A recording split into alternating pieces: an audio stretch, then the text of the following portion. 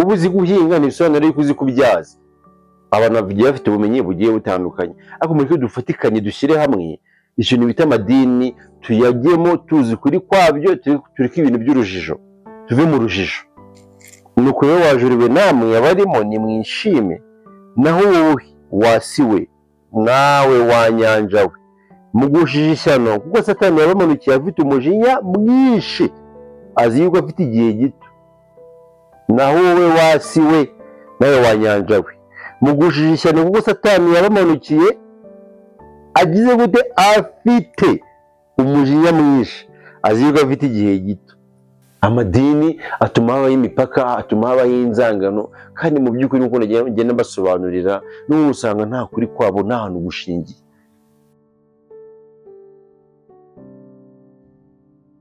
Tubaye ikaze uyu munsi tukaba tugarutse muri bya biganiro byanyu mukunda cyane bijyanye n'iyobokamana n'amadini. Ibi bintu nkaba narabihagurukiye aho mbonye ikibazo gikomeye cyane mu gihugu, bimuteje ihungabana, kuba ari kumva abantu rubanda rugufinya hari abantu baza bakabatwarira ibyabo bitwaje inyigisho cyangwa imyemerere runaka, we kuvuga ko ugiye kubarukura umuriro.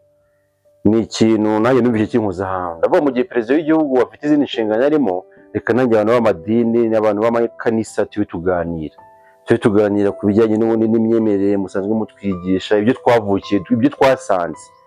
Ubundi hari ibintu urabona n'itegeko nshinga ry'igihugu rirahinduka, sinumva yo ukuntu ibintu bishobora kumara imyaka irenga 2000-2003 byigisha ibintu bimwe, nta kintu umuntu yamudifiyaho, nta kintu yatekerezaho. Bibaye ari pure, ari ukuri 100%, it's okay. Ariko habaye harimo amakosa runaka cyangwa harimo inyigisho zitajyanye, byakaba ari ibintu byiza ko twajya gute twakabiganireho bikaba byakosoka. Urugero rwa hafi natanga, nko mu myaka ya kera abantu bavumbuye yuko izuba isi izenguruka izuba, abo bantu Kiliziya yarabishe kuko abantu bahakanye gushaka kw'Imana, mu gihe Kiliziya yari yaragaragaje yuko ahubwo ibintu byose bimeze nkaho biri fixe, biri mu isi. Nkuko wafata inzu yawe mu nzu ugashyira nk'amatara atandukanye, ukaba ariko wabaraka inyenyeri zimeze nkaho ari imitako iri mu isi mo imbere. Ubwari ubumenyi bitewe n'uko abantu babirebaga, ntabwo umuntu ari kubarenganya. Ariko na mugenzi wabo abashije kuba yagira ikintu avumbuye runaka kigaragaza yuko ahubwo isi ari imwe mu mubumbe izenguruka izuba, byabaye ikibazo bagera naho babica. Kano kanya muri twese nta mpamvu, twasanga nta mpamvu n'imwe yatumye abo bantu babica, kuko bavugaga ukuri. Ari bitewe no gutsimbara ku by'iyobokamana ryigishije no kwemerera imyemerere, iriya myemerere nyine nanjye, kuko nanjye mbere yari umuyisilamu, nabaye mu Kristo igihe kirekire mu Buyisilamu, nyuma ngiye kumara igihe ariko mbona harimo ikibazo bitewe n'ukuntu nagiye nimbaza ibibazo. Abo mbajije mwaka kamwe ngo namayobera, abandi bisaba Mwuka Wera, abandi bakavuga ngo ibintu by'Imana ukajya ubyibazaho. Niba ndi umuntu mukuru, hawo niba nshobora kwemera ibintu ntashobora gutekerezaho, ibintu ntakibazaho. Numva nta kintu byaba bimariye kwitwa ubukure, numva n'imyaka nta kintu byaba bimaze, mu gihe ibintu wemera udashobora kubishidikanyaho, udashobora kubyibazaho, mbega niba uje umuntu avuga ikintu ngo niyobera itagatifu, wakongera ukamubaza kuvuga ngo birasa nk'ufite Umwuka Wera, wakongera umuntu ukamubaza agahita kuvuga ngo ukujya winjira mu by'Imana. Kwibaza ku by'Imana cyane nko mu Bayisilamu ngo gukufura ni ugukora icyaha. Waza mu Bakristo, ari bo abana Bakristo basanzwe, abarokore, abadive, bagahita bavuga ngo bisa nk'ufite Umwuka Wera, kugira ngo ubyumve. Waza mu bagenzi bacu aha ngaha b'Abakatolike, barimo baravuga ngo bisa nk'ufite bisaba ngo niyobera itagatifu. Niba ibintu umuntu avuga ko ari iyobera, se wamubaza iki kindi? Nta kintu warenzaho. Ahubwo biratangaje ukuntu umuntu aba yemera ibintu ko ari amayobera, nawe ukaza ukamujya inyuma ukamushyigikira muri ya mayobera yiwe. Ni ibintu biteye impungenge. Ari niyo mubona perezida w'igihugu nk'umukuru w'igihugu, bitewe n'uko abaturage baba bameze nk'abana. Burya uri umukuru wa famiye aba ameze nk'abantu bose bari aha ngaho abareberera. Ntabwo rero perezida w'igihugu cyacu yakemera gukomeza kubona abavandimwe biwe, barumuna biwe, basaza biwe, ababyeyi, inshuti ziwe, ko twese tuba turi umuryango, ni umunyarwanda mugenzi wacu. Nubwo ari umukuru w'igihugu cyacu, ariko usanga dufitanye amasano nawe ya hafi. Hari umuturanyi we, hari inshuti ya mama we, hari inshuti yandi, hari inshuti ya bivuga ngo mbega abarimo baratureba bati ntabwo abaturanyi banjye, ntabwo abavandimwe banjye bakomeza kurenganywa muri ubu buryo. Niba mu Rwanda nta n'uturere igihumbi tuhaba, ni gute ushobora kuvuga yuko haba insengero zirenga ibihumbi 7? Ikibazo gikomeye cyane. Ubwo rero muri urwo rwego nkaba narafashe umwanzuro w'uko amadini ngiye guhangana nayo ku buryo abanyarwanda babasha kumenya ese ubundi ibintu turimo birizewe, ese kuko niya myemerere twakuriyeho kandi ubu ngubu isi tugezemo niyo kwibaza kuri buri kantu. Niba byarabashije gukunda ko njye nawe tuguma mu nzu kubera muri covid nta ndege iguruka ntaki, ni umwanya wo kongera kwibaza ubundi niba ubuzima n'isanzwe umenyereye kugenda n'uburenganzira bwacu, ariko uburenganzira bwageze ngo turabuvuzwa tutemerewe kugenda bitewe n'icyorezo cye cyateye ku isi. Nose kuko ibyo niba byaraje kuba kuki utakibaza ese ubundi iyi myemerere yo maze imyaka myinshi cyane nemera ubundi kuri kwayo gushingiye hehe? Ngo byibaze kuko buriya iyobokamana basokuruza bacu babyemeye kubera agahato. Ntabwo abazungu baje ngo abanyarwanda ngo tubakire nk'uko twemeye kuba abakristo cyangwa twemeye kuba abayisilamu. Ari isilamu yamamaye ku nkota, ari ubukristo bwamamaye ku nkota. Biba ni ibintu mbega abantu batigeze bagera gute, batigeze bagiramo uruhare. Urumva rero mu Rwanda hari uturere tugeze kuri 30 twonyine, ugasanga hari amadini arenga ibihumbi, sinzi umubare wayo, niba bafunze ibihumbi 700, ibaze ziba zasigaye ziri gukora zujuje ibyangombwa, ibaze noneho ziba zasigaye zikorera mu nzu nta muntu uzireba.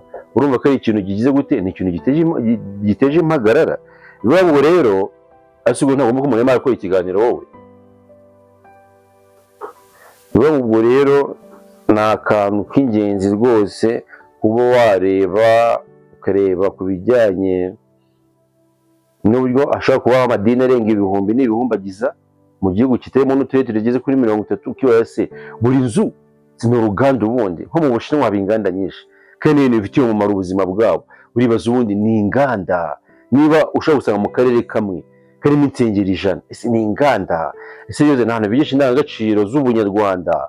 Ese yoze n'ahantu bigisha kirazira? Ese n'ahantu bigisha umuntu imitekerereze n'uburyo yakiteza imbere? Ese n'ahantu byibuze bigisha abantu imishinga yo kuba bakora?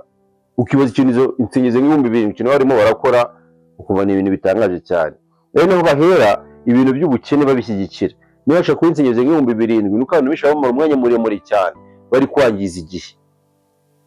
Kubera ko nanjye mbaye ndi umwemera koko, nemera iyobokamana uko Bibiliya itubwira na za Korani. Njye ntabwo nahitamo kujya gukora, ko kujya gukora nta gaciro katari bifite kurusha uko umuntu waba byibuze, kuko umuntu w'umukire uri gukora ufite abaturage arimo arabesha akajya ari gute, ntabwo afite agaciro kurusha umuntu warize Korani akayifata mu mutwe. Kuri Korani bitwara umwanya, cyangwa umuntu waba waraminuje inyigisho za Bibiliya. Nubwo byanga bikunde ikintu bita iyobokamana ni Yesu yarabyivugiye neza, nta muntu ukeza abami babiri. Ntabwo watunga amafaranga utunge n'iki, utunge ngo ubone gupfe no kubona ijuru. Ni ibintu simvuze ngo ntiwaribona nk'uko nyine mu bitabo batwigisha, ariko amahirwe menshi ni uko nta mukire uba ugize gute, nta mukire uba wizeye kuzava kubona ubwami bw'ijuru. Kandi wabona ngo mutangiye kumakanya ngo umukire akoze neza, wakora neza wagira gute, ariko umwami Yesu Kristo ubwe yabyivugiye neza ko nta mukire ufite amahirwe. Kuko yaravuze ngo umukire kugira ngo yinjire mu ijuru ni nk'uko wafata ingamiya ukinjiza mu mwenge w'urushinge. Can you imagine? Yavuze kugira ngo bakubwiye kugira ngo winjire mu ijuru, kugira ngo winjire mu ijuru ku mukire byasaba kuba ufite. Rero mbega ni ikintu cyakabaye kiguhangayikishije, kimpangayikishije. Ni ibintu bigomba guhangayikisha buri muntu wese, kwibaza ese ibintu nemera kuko birasobanutse, ese bifite ubusobanuro, ese ubundi wayi kibyibazaho. Yesu ubu niba Bibiliya bwo yivugira, Yesu yarivugiye ko abakire kugira ngo bazinjire mu ijuru ni ikintu kigoye cyane, ni ikintu kigoye. Nk'uburyo naguha, urabona iyo uje ugasoma muri Matayo, muri Matayo igice cya 19 umurongo wa 23, aho Yesu avuga ngo, Matayo 19 umurongo wa 23, abantu badukurikiye ndetse baba bahageze. Yesu abwira abigishwa be ati, ndababwiye kuri yuko biruhije ko umutunzi yinjira mu bwami bwo mu ijoro, ndetse ndababwira yuko icyoroshye ari uko ingamiya yanyura mu zuru ry'urushinge kuruta ko umutunzi yakwinjira mu bwami bwo mu ijoro. Nshuti banyarwanda, aho ngaho ni muri Matayo 19 umurongo wa 23 kugeza kuri 24 hagaragaza yuko umuntu w'umukire kugira ngo azajye mu ijuru ni ibintu bigize gute, ni ibintu bigoranye. Ndetse niba ubwami bw'ijuru budushishikariza ko umuntu w'umukire kugira ngo azinjire mu ijuru ari ibintu bigoranye, kandi bakatubwira ko ino si turimo n'ubwami bw'isi n'iby'isi nta kintu bimaze, gifite agaciro ari ubwami bw'ijuru, urumva imbaraga wazishyira hehe? Byinshi imbaraga wazishyira mu bwami bw'ahazaza, mu bwami bufite ikintu busobanuye. Ntabwo ubwami bwo muri ino si nta kintu bumaze. Bisobanura ngo uzashyira imbaraga zawe mu bwami bw'ahazaza, kandi mu bwami bw'ahazaza kugira ngo uzahabe biragusaba ko bibaye byiza. Ntibivuze ko ubonye umukire utajya mu ijoro, ariko bibaye byiza ni uko waba utari umukire. Kuki abanyarwanda tudakoresha ubwenge ko twagize neza, turi mu gihugu gituma umuntu agira ubwisanzure akora ibyo ashaka? Niba umuntu muri kino gihugu cyacu cy'u Rwanda umuntu wese yemerewe gukora ukuntu ibintu abyumva, uvuga ubutanyuranyije n'icyo amategeko y'u Rwanda asaba. Ntabwo byumvikana rero uburyo umuntu ashobora gukomeza kuba nk'imbata nko mu gihe cya kera umuntu atazi kwisomera, ukaba wasoma ibitabo za Bibiliya za Korani ugasoma ukumva arimo gushidikanya, kwabaza umuntu bavuga ngo uri igipinga, bavuga ngo bafite kuri ukuntu bahita bakwita ku buryo butandukanye. Ariko niyo Bibiliya ivuga ngo biragoye ko umukire yakinjira mu ijuru kurusha uko indogobe, kurusha uko ingamiya y'ibingana, ingamiya yakinjira mu mwenge w'urushinge. Bisana mu mwenge w'urushinge ni mutoya, hanyuma n'impeke y'umuceri imwe itakinjiramo. None bazi ko ugenda utera imbere bihinduka ikibazo. Njye nasabaga perezida w'igihugu ko aya matorero yari hano hanze aha ngaha yanshinga, njyewe nkabibariza ibibazo, tukaganira ku iyobokamana, tukabese ubundi uko iyo myemerere yanyu zikaboroka abantu, ubundi ni imyemerere ifite, kubera ko ubundi igihugu cy'u Rwanda gihana abantu bagira gute, bashobora kuza kuyobya abantu bashobora kuba basebye igihugu, abantu bashobora kuba nyine umuntu wese uwo ari we wese waza afite ikintu gishobora kuba gishaka kuyobya abanyarwanda, uwo muntu leta amara amategeko ashobora kumufunga arahari menshi cyane. None kugira ngo amadini yicare asubize ibibazo agomba gusubiza bijyanye n'iyobokamana n'imyemerere yabo, adashubije ngo ni ibere ritagatifu, adashubije ngo ni umwuka wera, adashubije ngo ntukibaze ku by'Imana, birasaba iki? Ese ni gute ubundi mu gihugu cy'u Rwanda n'ibintu byabo byose bikorerwa mu mucyo, ni gute tuzaba ahantu hari abantu bafite ibintu by'ubwiru, abantu bavuga ibintu byabo ni amayobera, tubona abantu babakurikira ari benshi, kuko ntitubagarure. Rega mu bantu b'abantu batazi kwitekereza ku buryo buhagije, babaho benshi cyane pe, kandi ushobora gusanga umuntu ari umukire, ushobora gusanga ari umuntu wize cyane, ushobora gusanga ari umuntu ukomeye, ariko ibijyanye n'imitekerereze y'inyurabwenge yiwe, kuko kuba urize mate fizike ntibisobanura kuzi kwiga, bisobanura kuzi guhinga. Uba uzi guhinga ntibisobanura kuzi kubyaza. Abantu bagiye bafite ubumenyi bugiye butandukanye, ariko muri cyo dufatikanye dushyire hamwe ikintu bita amadini, tuyagemo tuzi kuri kwabyo, tureke ibintu by'urujijo, tuve mu rujijo. Mvuye muri ibyo ngibyo, uyu munsi nkaba icyigisho nabateguriye icyigisho cyo mu ibyahishuwe umurongo wa 12, igice cya 12, nicyo ninateguye ko uyu munsi twaza kwigishaho cyane, tuza kuganiraho uhereye ku murongo wa 7, ibyahishuwe 12 umurongo wa 7. Ndakeka abantu bahageze kugira ngo tujyanirane. Mu ijuru habaho intambara, Mikayeli n'abamarayika be batabarira kurwanya cya kiyoka, ikiyoka kirwana n'abamarayika bacyo, ntibanesha, kandi mu ijuru habo ntihaba hakiboneka. Urumva ni Satani ahangaha bavugaga yarwanye mu ijuru, baramutsinda. Murabizi ko yamanukanye 1/3 cy'ingabo, cyangwa sinzi umubare wawe yamanukanye, ko hari abo yabashije kumanura akabavana mu ijuru. Ubwo ni mu bwami bw'Imana yabaje kuvana abantu, umve imbaraga umuntu afite, nako kino kiremwa gifite, cyabashije kuvana abantu direct bari mu ijuru. ijuru dusenga dusaba ko twajyamo, kumbe satani afite ubushobozi bwo kuba yavanayo n'abantu. Twikomereze ku murongo wa 9 wawo, aravuga ngo cya kirego kinini kiracibwa, aricyo ya nzoka ya kera yitwa umwanzi na Satani, aricyo kiyobya abari mu isi bose. Nuko kijugunywa mu isi, abamarayika bacyo bajugunyanwa nacyo. Numva ijwi rirenga rivuga mu ijuru riti, noneho agakiza karasohoye, gasohoranye n'ubushobozi n'ubwami bw'Imana yacu n'ubutware bwa Kristo wayo, kuko umurezi wa bene data ajugunywe hasi, wahoraga bari ku manywa na nijoro imbere y'Imana yacu.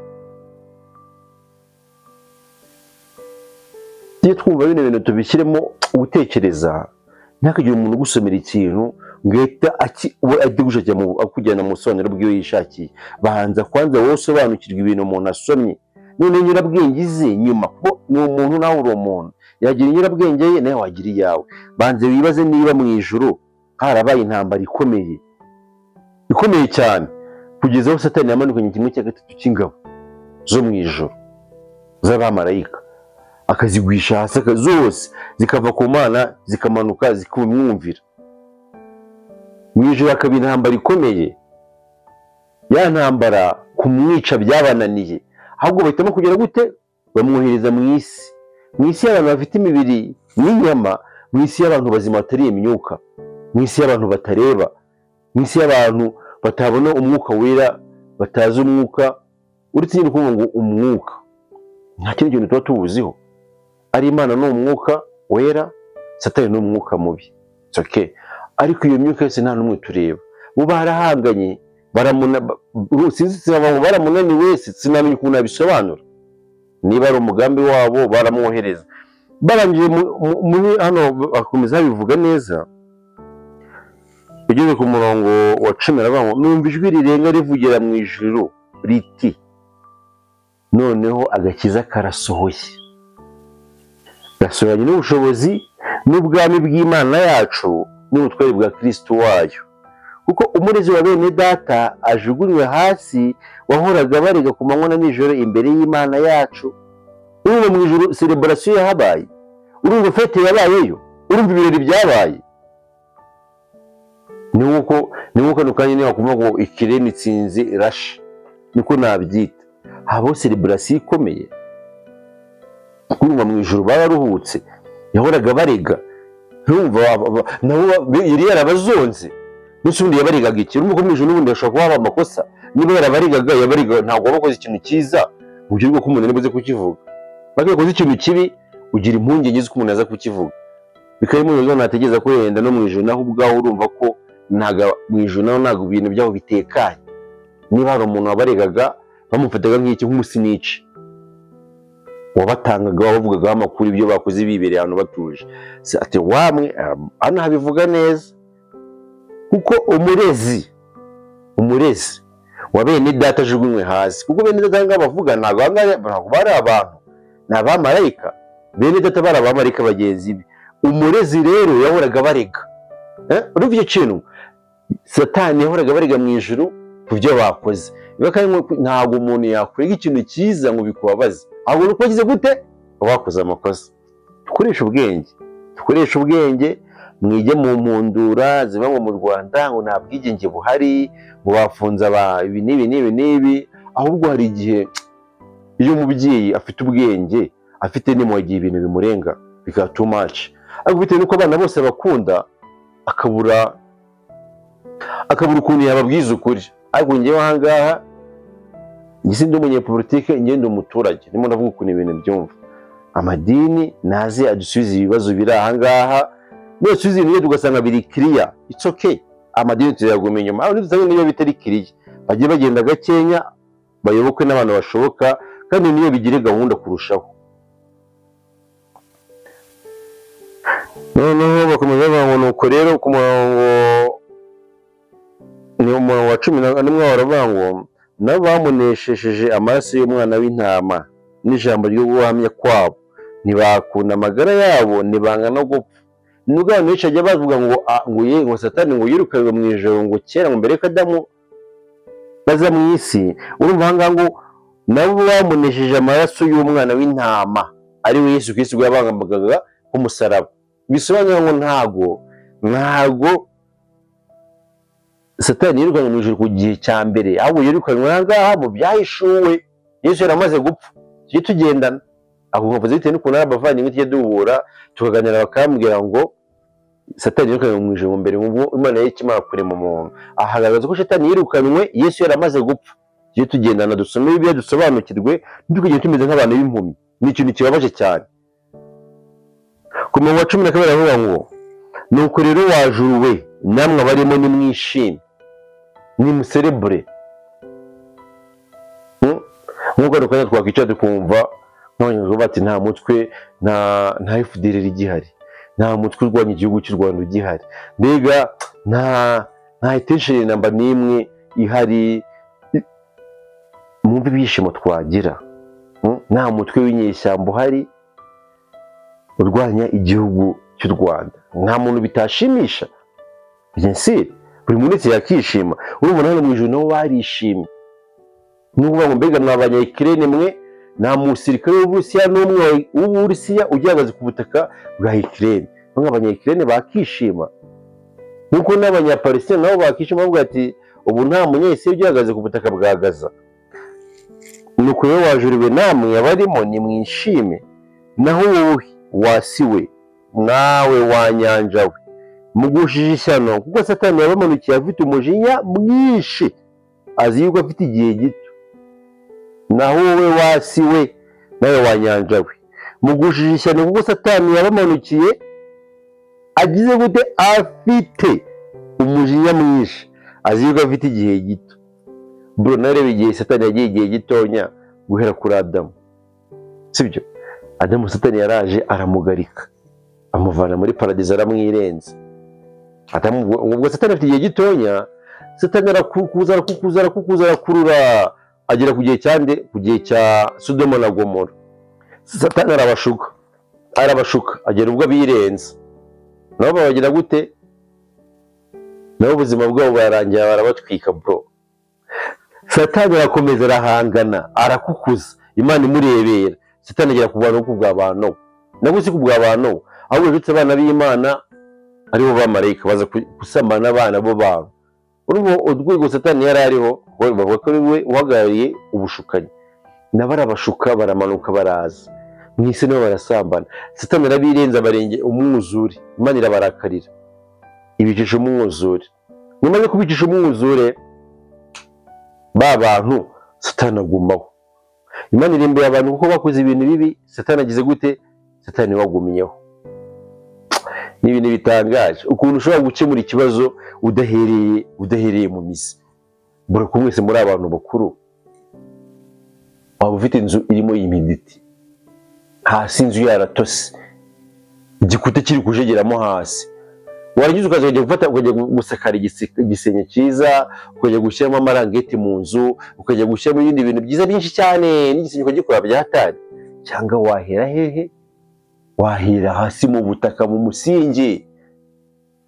None wowe urafashe, abantu barashutswe igihe kirekire cyane, bagera aho bava muri paradizo, Sodoma na Gomora batwika, Nowa urimbura abantu bose, hasigara abantu beza kuri we gusa. Ariko Satani agera gute? Satani wabashutse ntiwagira ikintu na kimwe umutwara. Ese Banyarwanda ubundi ubu ni ngombwa umeze ngo nsobanure cyangwa hari ibintu numva ntabwo bisaba ubusobanuro, ahubwo bitewe n'uko najya ahantu mwabaye mazi, nzi ukuntu bigoye ukuntu ibintu by'Imana kugeza uvuga kwitugira ubwoba. Ibintu by'Imana bireba ibintu biteye ubwoba, utibaza umujuru uzajyamo, ukibaza kumva bigutiye ubwoba, ukibaza numara gupfa ukuntu uzaza ukuntu ujye mu ijuru. Ese ubundi kuki mudashaka kubona ubuzima turimo?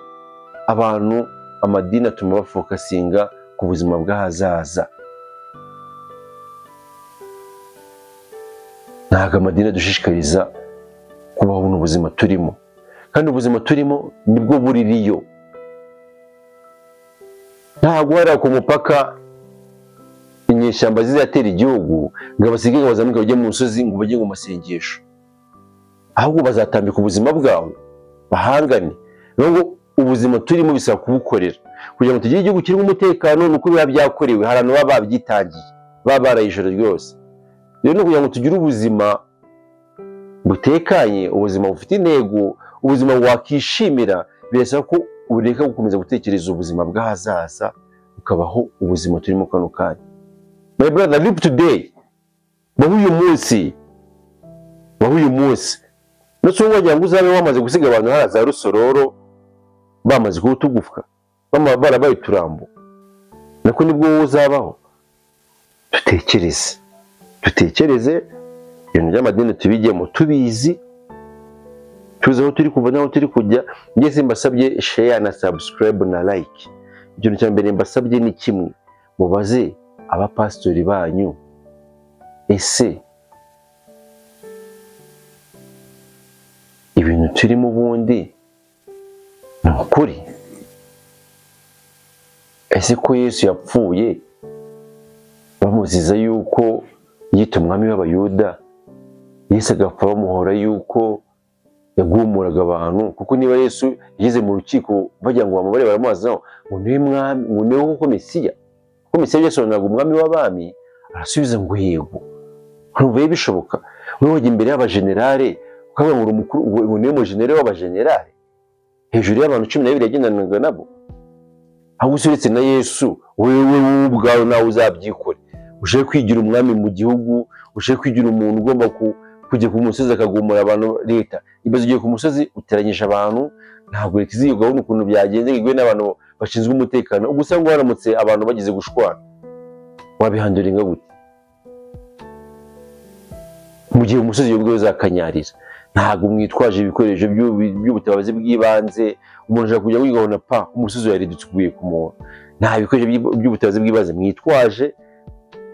My brother, my sister, inshuti zanjye Abanyarwanda, nabasaba ko mwanjye inyuma iki kintu bita amadini tukagihagurukira, tukababaza ukuri kwabo, bagasobanura buri kimwe, apana kwizera ngo ni imyizerere twagiye dusanga.